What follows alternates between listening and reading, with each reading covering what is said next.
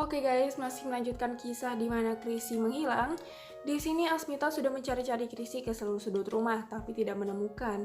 Kemudian Mr. Sekawat memanggil bodyguardnya, tapi bodyguardnya ini nggak tahu guys. Mereka memastikan kalau memang tidak ada orang yang masuk ke rumah ini. Tiba-tiba hal ini didengar oleh Shantanu. Di sini San marah-marah. Dia menanyakan di mana anaknya. Asmita, di mana Chrisye? Di mana anakku, Asmita? Di mana anakku? Kau bilang Chrisye akan aman di rumah ini. Di sini San marah-marah ke Asmita, tapi si Mr. Sekawat ini malah menuduh Shantanu guys. Dia bilang, "Sudahlah San, hentikan dramamu ini. Aku tahu ini hanya akal-akalanmu saja." Asmita di sini makin pusing guys karena mereka bertengkar. Akhirnya dia bilang, "Cukup, sudah cukup. Ini bukan saatnya untuk bertengkar." Lalu dia ingat nih, tadi kan Nevi datang ke rumahnya bawa koper, dan waktu pulang Asmita ini melihat Nevi ini bawa koper yang kosong nih serasa berat gitu guys. Akhirnya dia bilang nih ke Shantanu, "San, aku tahu di mana Chrisye. Aku tahu kenapa Chrisye bisa hilang." Terus dia mengajak Shantanu pergi dan lari dan menuju ke rumahnya Shantanu.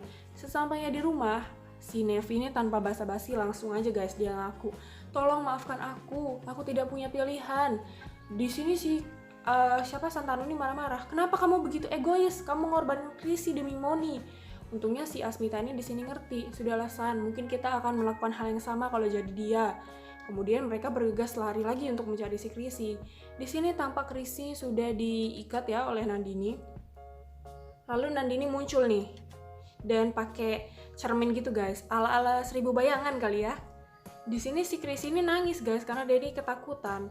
Lalu terlihat anak buahnya Nandini ini sudah menyiapkan peti ya, kotak ini untuk memasukkan Chrisye ke dalamnya. Jadi Chrisye dimasukkan ke dalam peti dan atasnya ditutup dengan patung Dewi. Entah apa yang akan dia lakukan ini ya. Nah, terlihat ini Shantanu dan Asmita sudah di rumah. Sepertinya ini rumahnya Asis. Dan di sana mereka menemukan CD. Mereka menyetelnya dan dari hasil rekaman itu ada suaranya Nandini guys. Dia bilang kalau mereka hanya punya waktu 4 jam kalau ingin Chrisye selamat. Dan untuk petunjuknya itu mereka harus menemukan Chrisye di mana orang berpindah dari satu tempat ke tempat lain, dan mereka akan menemukan orang yang memiliki dunia di bawah kakinya. Si Asmita ini langsung berpikir ya di mana gitu ya. Akhirnya mereka pergi nih ke stasiun bus ya guys, karena kan transportasi nih, alat untuk berpindah ke satu tempat ke tempat lain.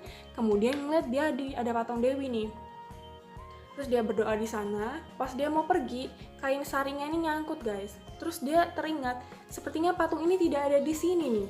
Shantanu bilang, "Udah Asmita, ayo kita harus mencari lagi." Tapi Asmita yakin mungkin ini adalah sebuah petunjuk. Akhirnya dia menuju ke peti itu dan mengetuk-ngetuk, memanggil-manggil nama Chrisye. Ternyata benar guys, ada Chrisye di dalamnya. Si San ini langsung ngambil alat semacam linggis kali ya. Pas dibuka langsung nih, benar ada Chrisye di dalamnya. San langsung mengambil Chrisye keluar dan Asmita menyuruhnya untuk memanggil ambulans. Setelah di dalam ambulans, terdengar lagi nih guys, rekaman dari Nandini. Nandini bilang mereka hanya memiliki waktu 2 jam karena di dalam tubuh Chrisye ini sudah disuntikkan racun oleh Nandini. Jahat bener emang guys. Terus Chrisye dibawa ke rumah sakit dan di sini terlihat si Mr. Sekawat ini cemburu guys oleh si Shantanu karena Asmita memeluk Shantanu. Dan terlihat di sini si Chrisye ini lagi berjuang melawan maut ya. Di sisi yang lain, si Nandini ini cengir-cengir aja guys. Dia punya mata-mata nih di rumah sakit, lagi fit call nih ceritanya. Terus entah sengaja atau enggak, jadi HP-nya si mata-mata ini jatuh guys. Dilihat sama Asmita, kok ada Nandini katanya. Akhirnya dikejar orang ini, yang ternyata orang ini adalah Asis guys. Kemudian si Shantanu ini ngambil HP-nya, dia fit callan ya sama Nandini. Kata Nandini, "Obat penawarnya ada di aku. Kalau kamu ingin mendapatkannya, kamu harus datang ke tebing gitu katanya ya." Dan mereka harus datang berdua nih. Langsung lah tanpa berpikir panjang mereka langsung nih pergi ke sana. Di sini ada Nevi yang merasa bersalah. Dia terus berdoa kepada Sang Dewi. Dan Asmita setelahnya sampai di sana terlihat Nandini nih yang sedang duduk di singgasananya. Seperti ratu ya guys. Mereka berdua ini memohon, "Nandini, tolong berikan obat penawarnya. Jangan kau hukum anakku, Nandini, tolong. Aku sudah melakukan apapun yang kamu mau gitu. Aku bahkan sudah meninggalkan Shantanu untukmu." Tapi tentu aja ya guys, nggak semudah itu Nandini akan memberikan obat penawarnya. Kemudian dia bilang nih, Aku akan memberikannya, tapi aku ingin melihat siapa di antara kalian yang lebih mencintai Chrissy. Salah satu dari kalian harus loncat nih dari tebing. Nah, di sini yang ada adegan lucu nih guys. Si Asmita sama Santanu ini rebutan guys, pengen loncat dari tebing. Si Asmita pengen dia aja. Si San juga pengennya dia aja karena ia ingin menebus dosa-dosanya kepada Asmita dan Chrissy.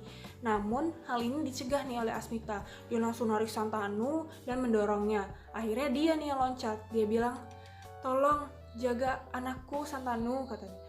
Di sini si San teriak, "Tidak, Pucki, Pucki!" Dan diselamatkan lagi nih oleh si Santanu. Nggak jadi nyemplung ya guys. Di sini Santanu bilang, "Tolong, aku tidak ingin kehilanganmu. Aku sudah pernah kehilanganmu. Aku tidak ingin kehilanganmu lagi." Di sini si Santanu sekuat mungkin menarik si Asmita ini ya guys, sampai akhirnya Asmita selamat. Dan gantian nih malah si Santanu yang langsung loncat ke tebing nih. Langsung si Asmita teriak, "Shan!" Tapi nih untungnya nih si San ini masih ngangkut guys, kayak di ranting gini, di ranting pohon. Lalu diselamatkan lagi oleh Asmita.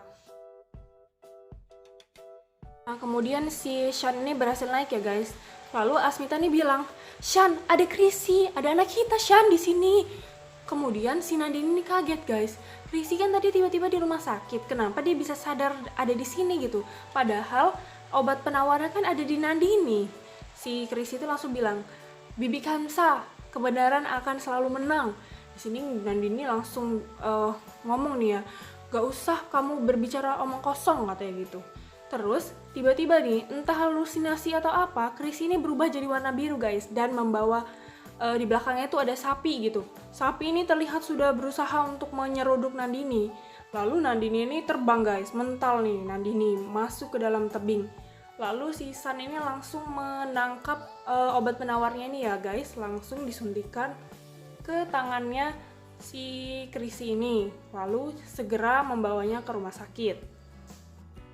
Sesampainya di rumah sakit, Chrissy ini langsung ditangani oleh dokter. Di sini Asmita memohon, tolong sembuhkan Chrissy dok, tolong." Dan di sini pun dokter mengatakan bahwa Chrissy ini merupakan sebuah keajaiban gitu. Untung mereka menyuntikannya di waktu yang tepat, jadi Chrissy dapat diselamatkan. Dokter mengatakan bahwa Chrissy akan segera sadar. Asmita dan San di sini sangat senang guys. Mereka berdua ini lega guys karena si Chrissy dapat disembuhkan dan akan segera pulih.